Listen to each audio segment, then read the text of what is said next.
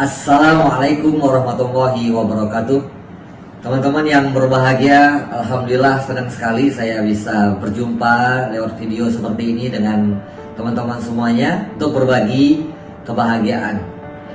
Sebagaimana video-video saya sebelumnya yang masih berupa audio, hari ini saya mencoba untuk merekam video untuk berbagi tentang trik-trik dan cara berpikir bahagia.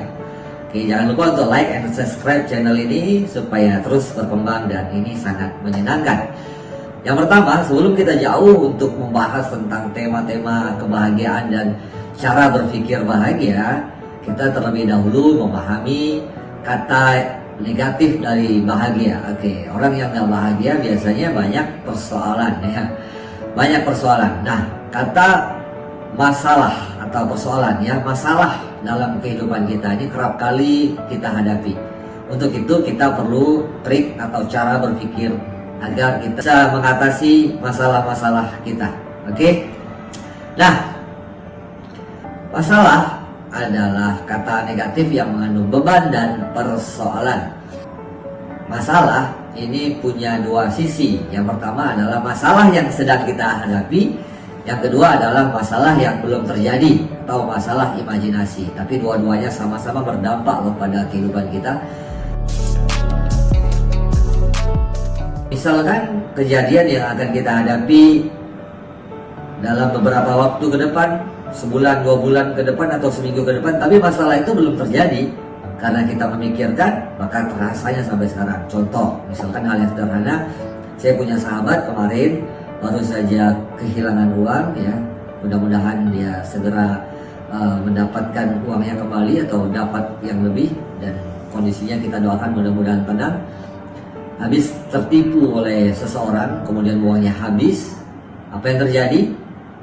Dia sedang menghadapi fakta masalah, yakni uangnya hilang. Tapi kemudian kalau masalah ini diperparah dengan bagaimana kehidupannya besok, bagaimana makannya nanti, bagaimana cara membayarnya, sementara itu adalah uang modalnya. Nah, ini masalah-masalah yang kemudian hari yang belum terjadi tapi sudah dipikirkan, akhirnya memunculkan ketakutan-ketakutan. Nah, ini perlu solusi atau perlu secara bijaksana kita membedakan antara mana masalah fakta, mana masalah imajinasi. Dan terkait masalah imajinasi, bagaimana trik kita untuk mempersiapkan kesiapan mental kita? Tentu kita perlu waktu yang tenang, perlu keadaan yang menyenangkan atau keadaan yang baik, atau kita perlu seorang sahabat untuk bisa kita ceritakan atau menguraikan persoalan-persoalan kita, sehingga beban masalah yang kita pikirkan terasa tidak terlalu berat dan punya solusi. Jadi jangan memikirkan pada saat yang tidak tepat, karena dia akan berpengaruh kepada kehidupan dan kondisi mental kita. Jadi berhati-hati ya terhadap persoalan-persoalan yang belum terjadi tapi kita pikirkan. Nah, itu pertama terkait tentang masalah fakta dan masalah imajinasi. Yang kedua, ada masalah sebenarnya ini juga trik berpikir yang sederhana, bagaimana kita mengurai masalah kita agar lebih ringan dan terasa lebih mudah. Yakni dengan cara berpikir yang sederhana. Berpikirnya seperti apa? Berpikirnya adalah ternyata masalah, apapun masalah kita, sebenarnya itu adalah fenomena-fenomena kehidupan. Kenapa saya bilang fenomena kehidupan? Karena memang hakikatnya seluruh kejadian-kejadian di dalam kehidupan kita adalah fenomena-fenomena yang wajar terjadi. Kenapa kita bilang wajar? Karena masalah itu hakikatnya adalah fenomena. Ya, pada saat kita memiliki sesuatu kemudian dia hilang atau dia rusak, maka kita menganggap itu masalah. Seperti tadi motor atau uang yang kemudian pertama kita punya kemudian dia hilang, ya, atau sehat kemudian dia sakit. Nah, ini adalah kita anggap masalah, tapi hakikatnya sebenarnya ini adalah fenomena kehidupan. Artinya pada saat kita memiliki sesuatu, maka ingatlah dua kemungkinan. Yang pertama adalah kemungkinan untuk hilang dan kemungkinan untuk rusak pada waktunya nanti.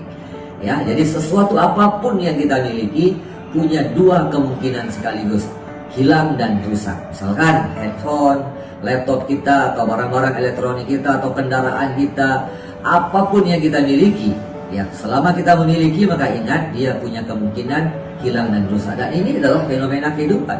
Karena memang di dunia ini nggak ada yang abadi, semuanya bisa hilang dan pergi. Jadi kita sudah mendapatkan kenikmatan pada saat kita memiliki, tapi pada saat itu hilang atau rusak, itu adalah fenomena kehidupan. Ya, jadi kita jangan menganggap itu sebagai masalah. Misalkan kita dulu nggak punya uang atau uangnya baru sedikit, kemudian kita bekerja, menabung atau investasi dan sebagainya, kemudian mendapatkan banyak uang. Nah, pada saat mendapatkan banyak uang, uang itu juga punya dua kemungkinan. Ya, dia bisa habis, bisa hilang ataupun rusak. Jadi pada saat itu terjadi, maka jangan anggap ini sebagai masalah besar, tapi ini adalah fenomena di dalam kehidupan kita. Oke ya teman-teman, mudah ya cara memahami berpikirnya. Ini adalah cara berpikir yang dengan cara berpikir sederhana seperti ini, kita bisa menekan bobot-bobot persoalan yang sedang kita hadapi saat ini. Apa persoalan Anda? Coba ceritakan, apa persoalan Anda? Oke, semuanya adalah fenomena-fenomena di dalam kehidupan. Siap ya untuk berpikir sederhana seperti ini?